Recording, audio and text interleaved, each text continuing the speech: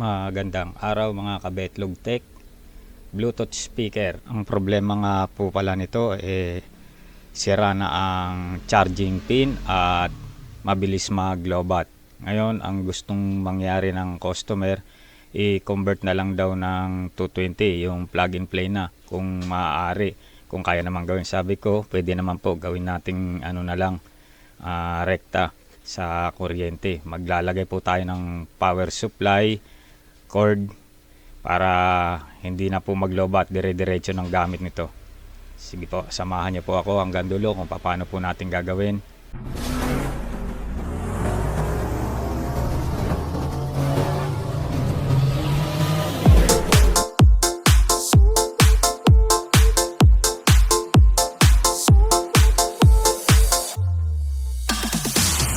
Buksan na po natin yung unit.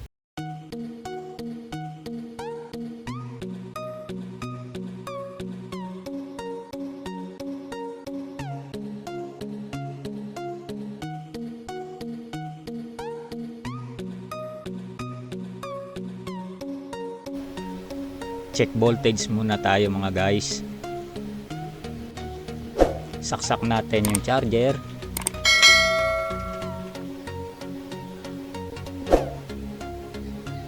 Ayan, umilaw. Ilaw siya guys. Kaso ang lakas ng ilaw. Dapat medyo mahina lang ang ilaw nito. Tester natin sa mag-test tayo.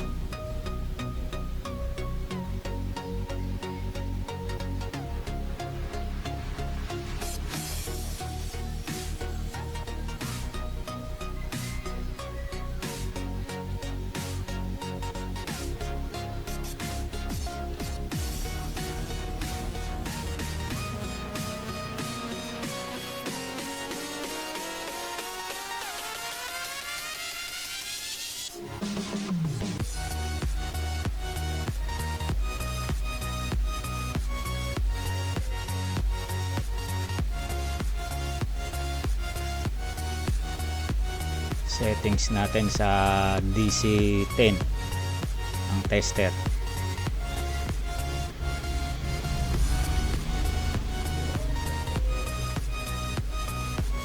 Ito yung sa battery. Diyan po natin magano tayo ng tester sa battery. Tayo check tayo. Yun, pumalo. Nasa 2.5 lang yung voltahe niya. Kahit nakasaksak yung charger. Dapat niya mas mataas, papalo man lang siya ng 4 volts para mag-charge. Ayun ganyan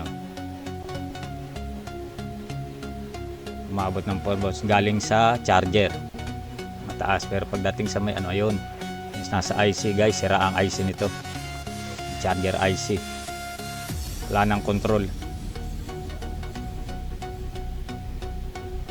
Yan, sira na itong IC na ito, hindi niya na nakokontrol. Wala nang DC out siya, mahina na, hindi na nag-charge. Ito po ang gagamitin natin power supply. 5 volts po ito. Yan, kaya niya naman yan. 5 volts, marami na tayo na convert na ganito. 5 volt lang, wag gagamit ng 9 volts o 12 volts para hindi masira yung board ng Bluetooth speaker. Kakailanganin natin power cord.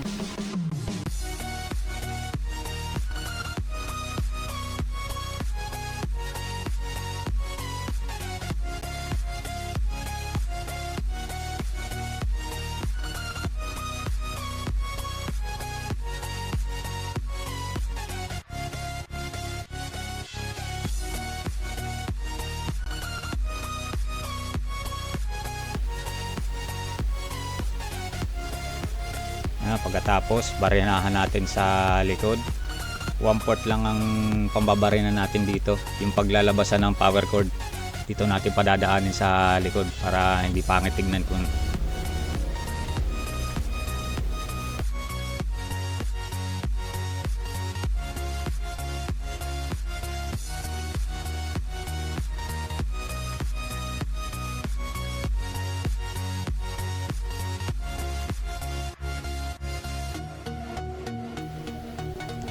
kabit na natin yung power cord.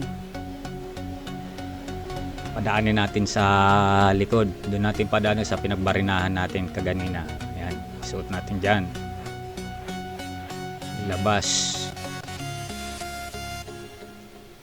Tapos buhulan natin dito sa bandang ano lang, dulo, ganyan lang, mga isang dangkal, para hindi siya mahatak man, hindi siya matatanggal sa pagkakahinang. Tapos lalagyan pa natin mamaya ng stick glue yan para nakadikit siya, para mas matibay. Dito natin lalagay yung power supply nya. Yan, dyan.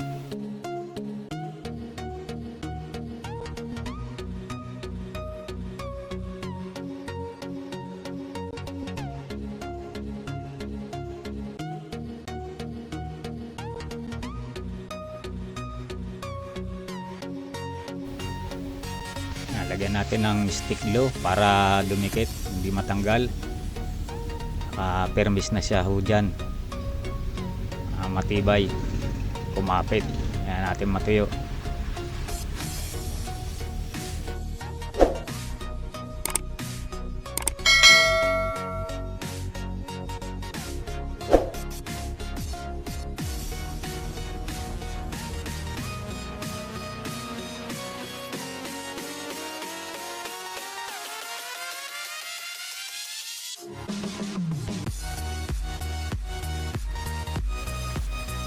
Yan.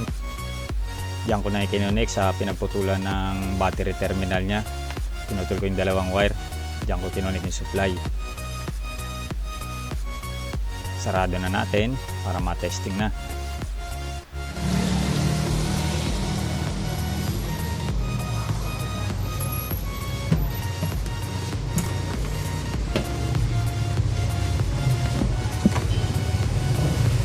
Guys, 220 na.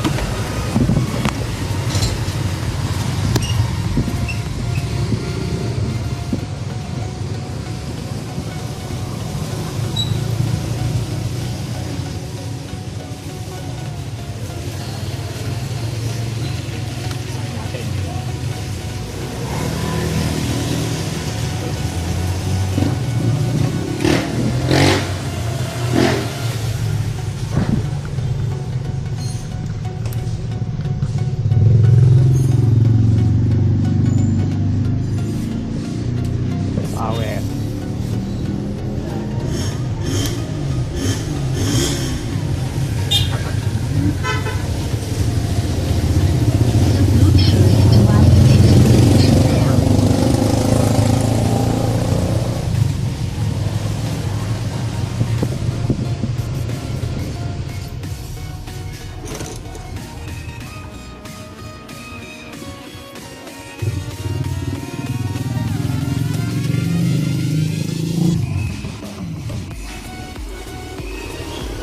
Play by USB drive.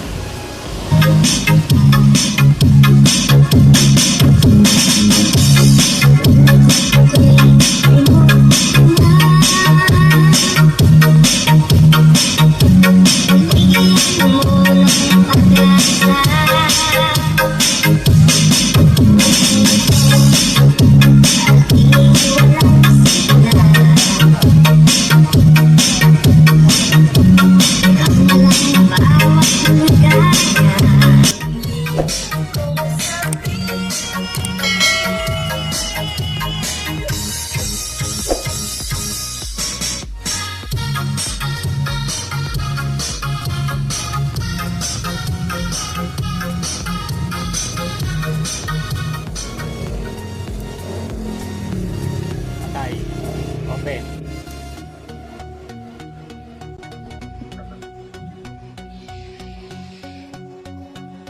Play by USB drive.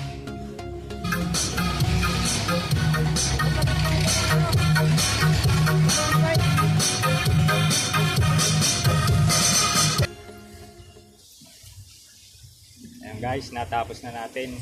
Kaya nga pala yung power supply na gagamitin po natin, lalo na ang gamit niya ay charger cellphone. Kagaya nito, mga 5 volts lang ang gagamitin din natin power supply. Baka mamaya may magamit kayo na iba 9 volts o 12 volts, sabugo ang ano ninyo, ang Bluetooth speaker. Meron nung nagbaka sakaya yan, nag DIY, malian na ikabit na power supply, lalo na may salpakan dito sa may gilid. Merong 5 volts. Ginamitan ng pang TV Plus. Ayun, sabog. Wasak. Okay guys, hanggang dito na lang. Pa-subscribe na lang at paki-comment kung meron po kayong katanungan. Thank you po, mga kabetlog.